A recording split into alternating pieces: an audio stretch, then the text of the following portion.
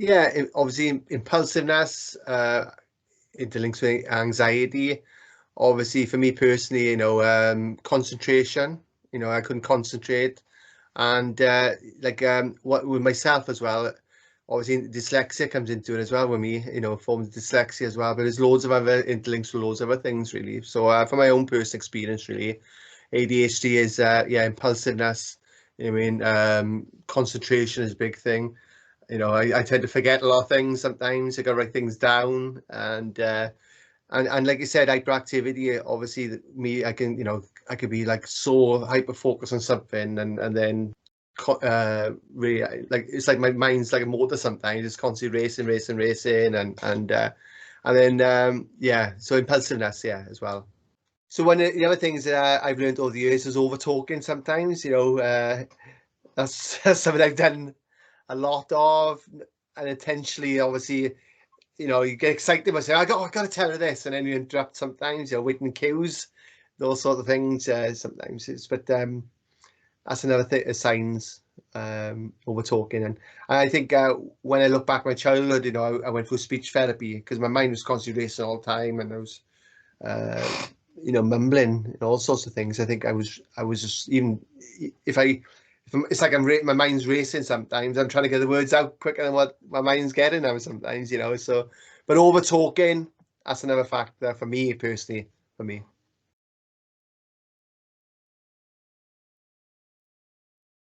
yeah, turning point really was. Unfortunately, I had a breakthrough, we're going to call it, and I was in community mental health teams, and I'd already been diagnosed with anxiety and depression. But then I knew it was someone in 100%, and I did link it back to when my wife had severe birth trauma and post depression, and because I was a father, obviously had an impact on my own mental health, lack of sleep, and everything. But when I went to speak to a psychiatrist, 2.5 hours, and told her everything in my life, and Michelle was with me, and then I had to do the test, and my mother came to another appointment. And he said, "Yeah, Mark, you got ADHD." And I was like, "ADHD?" I said, and I was working in mental health. I thought young people, what I thought of a disorder, innit? It's like any other disorder, you got it. So, you go through this denial, you start thinking, oh, why wasn't this picked up in school? Would my life been a little bit different? And yeah, it's like you go for this transition, like thinking all sorts of things, angry, and then you come out the other side, you got support. You think, well, if it wasn't for the ADHD, I wouldn't be doing what I'm doing now. Wouldn't have done all the things I've done as well. So you see, you rethink, you reframe your mind sometimes. Think, well, it is positives to ADHD, what I know now as well. So for me personally, it was a big relief that I could understand it. And then when I started to educate myself about it as well, it gave me a lot of confidence. Saying, well, of course, yeah, that's why I was behaving in those ways. It took a bit of lie because I had a very good psychiatrist, and then unfortunately, he retired, and then I had another psychiatrist, and within 10 minutes, he said he was bipolar. And then I think because I was so hyperactive, he asked me what I did for a living, and I thought he was interested. I said, "Oh, I was just telling him everything, people I knew and all that." So I think he thought I was, yeah. But I know you can have a dual diagnosis as well, But like you said, when I look at the ADHD, it was only when I spoke to a woman up in North Wales. I was doing a talk up there on perinatal mental health, and basically said that, can I ask you, I've got ADHD. I said, how do you know that? And she was a specialist in the area of adults and children. And so I went back then, and I had the final diagnosis. So it took a long time to get my diagnosis, from knowing first of all, and then working with people like people who's helping me, like Zoe Piper, with her groups and other things. So it took a long time.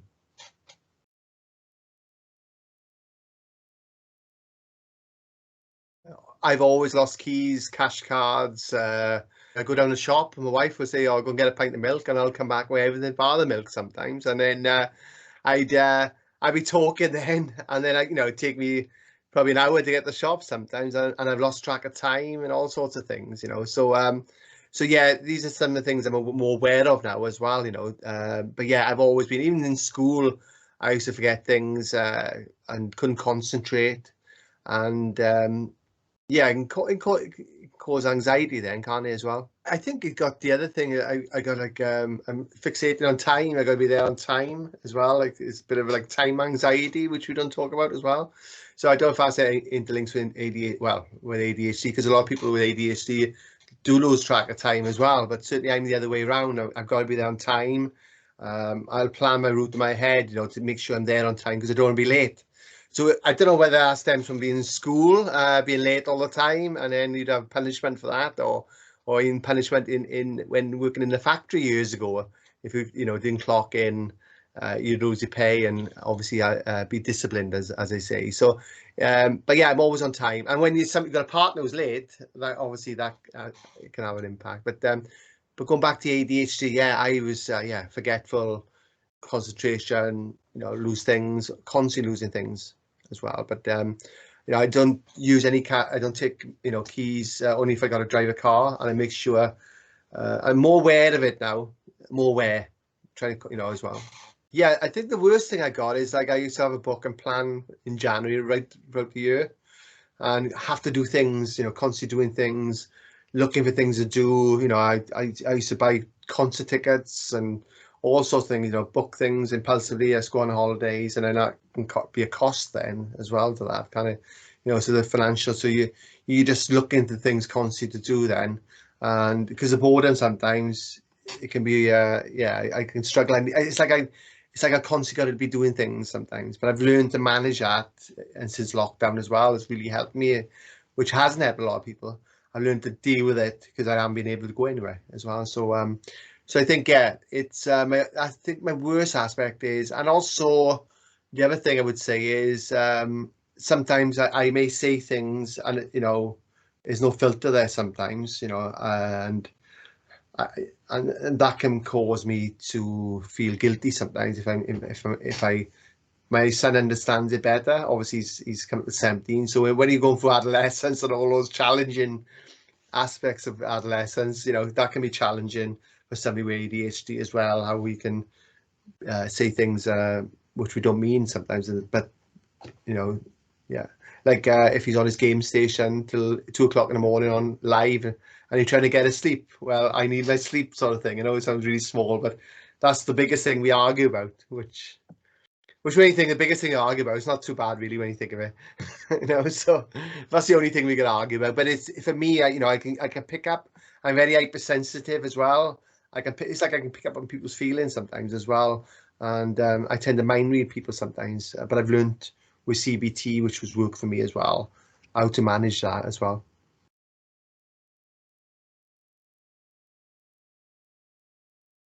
Yeah, certainly when I didn't know about ADHD, I didn't know it was like an invisible enemy for me. I've always managed it best I could during school and obviously into workplace. But when I understood about ADHD, then I can understand it better. Obviously I got structure. That's a good thing for me as well. And also, like for instance, I write things down as well. So all my thoughts and feelings, sometimes I write it down. And also I need a diary. I got to have a diary. Little things like that helps that, so you're not so anxious then as well. So planning ahead, and not get so overwhelmed with stuff as well.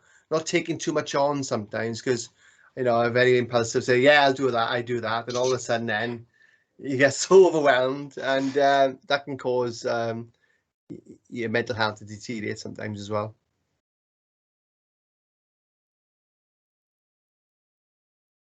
I've been lucky. I've been married 18 years, together nearly 25 years, and the amount of conflict we've had, obviously, with my own behaviours, like I mentioned, forgetting things, losing car keys, losing keys, losing, not paying attention to my partner, my wife, and it's like I zone out sometimes, daydream. I'm over here sometimes, and she'll say, "Are you listening to me? Are you listening?" And I'm like over here sometimes, or if I hear a voice across the road or whatever, or in the room, I'm over there, like, sort of thing, and so yeah, it can be a lot. I think a lot of relationships do, unfortunately, do suffer because obviously one partner hasn't, or one, and as we mentioned. But I think what was really important with diagnosing, even Michelle understood it then, and that helped our relationship as well.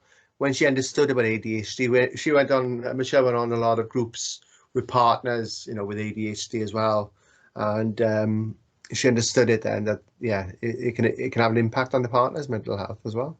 Yeah, she would, and like I said, she wouldn't change me.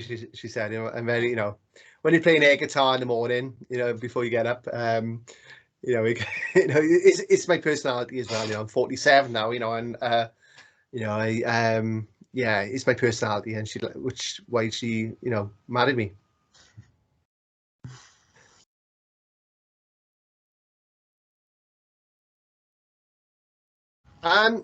For me personally, I've always been my own boss since I've had ADHD or working in mental health services. So they've got an understanding, I've had supervision, all sorts of things. So I've been lucky in that sense. And the advantages for me personally in the workplace, but a lot of people in the workplace don't know about neurodiversity as well, and the benefits as well that comes with ADHD as well. So I'm more of an out of the box thinker, and I used to question myself. I used to speak to people who were very highly qualified, more highly qualified than myself, and I think, oh well, I don't agree with that. I was seeing it differently, like. So and yeah, so I'm more of a creative person, out of the box thinker, that sort of thing, thinking and think things differently sometimes, so there's benefits to ADHD as well, definitely. I think it's really important that the employers know, because obviously there can be a lot of difficulties with ADHD as well. Obviously the impulsiveness. I know certainly when I worked in a factory and I was very impulsive, and I would do things out in the ordinary sometimes, and so my boss, a lot of people unfortunately are, and getting disciplined or even laid off because of not knowing, the employers not knowing as well. So it's really be upfront, really, and I think and educate the bosses about neurodiversity, the benefits. It may be a case of putting you on a role that's going to benefit you rather. Boredom is a big factor. Boredom is a massive thing for me. If I'm bored in a job, I just like, oh, I can't do this anymore, and move on. And I think that's what happened to me. I before I got into mental health, in sales and other jobs I did, I was, constantly changing jobs. I've been a postman, I've been a labourer, I've been on the production lines, I've been all sorts of things before I got into mental health as well, and sales. So there's a lot of benefits as well. But so it's finding out what works for you really, and sometimes what I realised with ADHD, some of the jobs like firefighters, journalists, those sort of jobs sometimes, and sales, and also being self-employed, got its benefits. There's so many benefits I know with ADHD. Obviously, it's like anything, I'm not, I get my days like everyone else, but I'm very aware of it now as well. I'm not too much pressure on myself. I know my triggers. I know if I'm taking too much on, and that's really important about diagnosis as well. At least we understand it. And what I know now, if I deal with the ADHD, the other things can become far less, like the anxiety or OCD, those sort of symptoms which come around ADHD or interlink.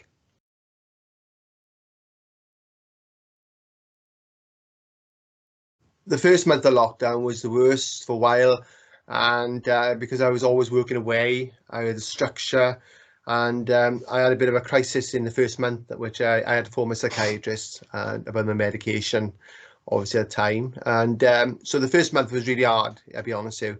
And then I think I started looking at it differently then. I think, okay, reframing myself. I got time now to go walking and doing things that I've been rushing around, and so like I said, the benefits after that time, I started looking at things differently because I lost my business, I lost a lot of things online. It went online, didn't it, as well, and there was no structure in place for me as well, which I do need a bit of structure.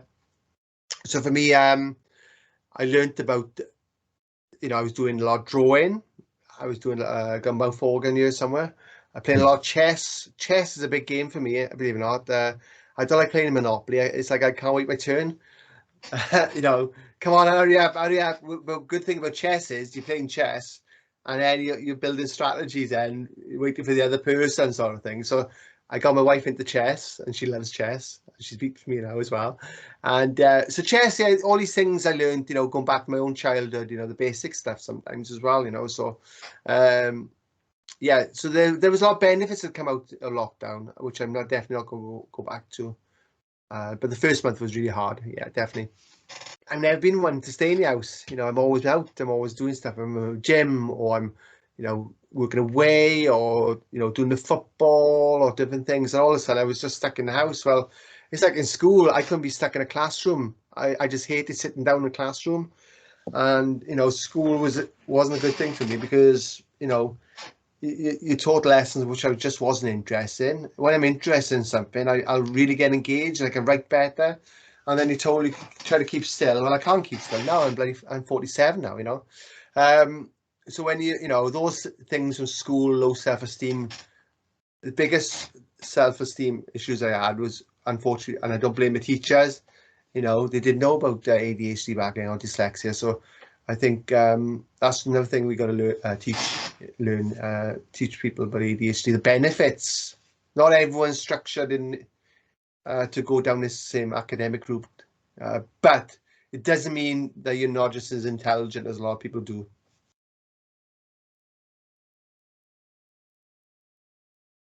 Yeah, definitely. I think a lot of people with ADHD, like film directors, Olympians, even some of the most successful Olympians have got ADHD, and comedians. And I've been pretty fortunate. I didn't do well in school, unfortunately, but I've been lucky to write books, academic books, with the doctor I work with, and I think working with somebody as well, and all the boring stuff that I'm referencing that you don't really like, but you can put all of the work on paper, and that can be, it's about working together really with that person, mentoring that person as well. So go back to your question. Yeah, there's a lot of people who have been successful with ADHD as well. I think Einstein had ADHD. I think he left school, and some professor took him aboard or something. And so yeah, I think a lot of people with ADHD definitely work in different organizations that, like Google, and create very outbox thinkers, those sort of things. So you can definitely have a successful career when it's managed. And also, unfortunately, there's a lot of people who haven't been diagnosed with ADHD and gone an unfortunate different path with using alcohol and drugs, and end up in the prison services as well. We got to be aware of, and which are very talented people as well, unfortunately. Yeah.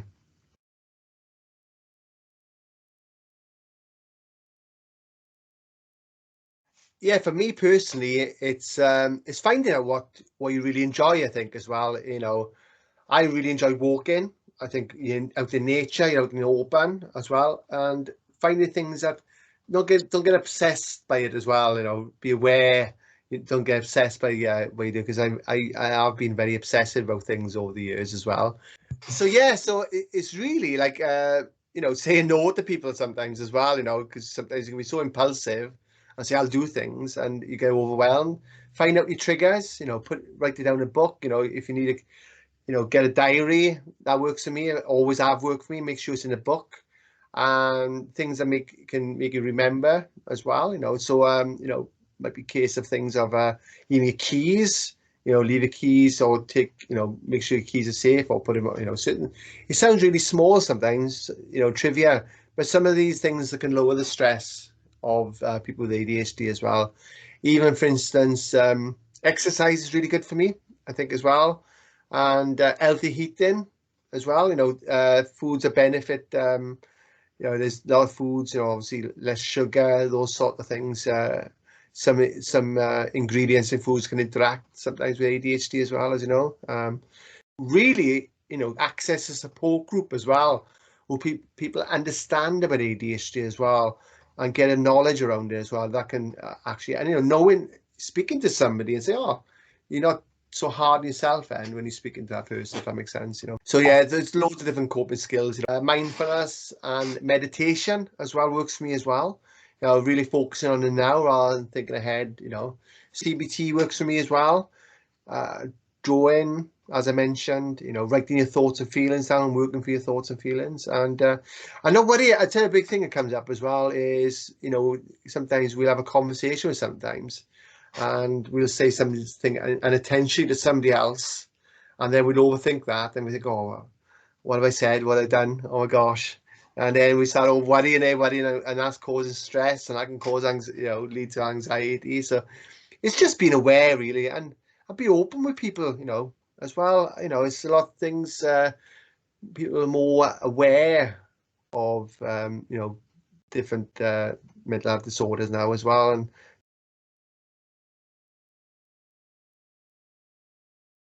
get hold of Cardiff University. There's someone that's full of organisation out there, like the ADHD Foundation as well. And speak to your doctor, GP, and then obviously go down the community mental health route. If you're not local, there's stuff online now as well with the ADHD Foundation, and they can speak to you and definitely signpost you to the right place in your local area as well.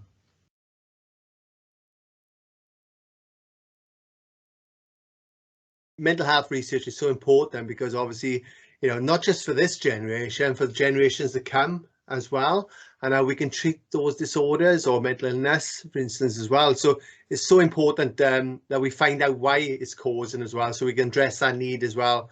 And also research is good as well for on the policy level as well, so we can got the evidence then why we need to put those early prevention in place as well, and support as well. Yeah, that's where it comes really down the line. So it's so important for this generation, next generation, find out why the cause is. If it is genetics as well, that's another factor we've got to take into account as well, and the environment and all sorts of things. Why is this happening as well? So it's very important that we keep this research up and make sure that we carry on this research, like I keep saying, not just for this generation, but for generations to come as well.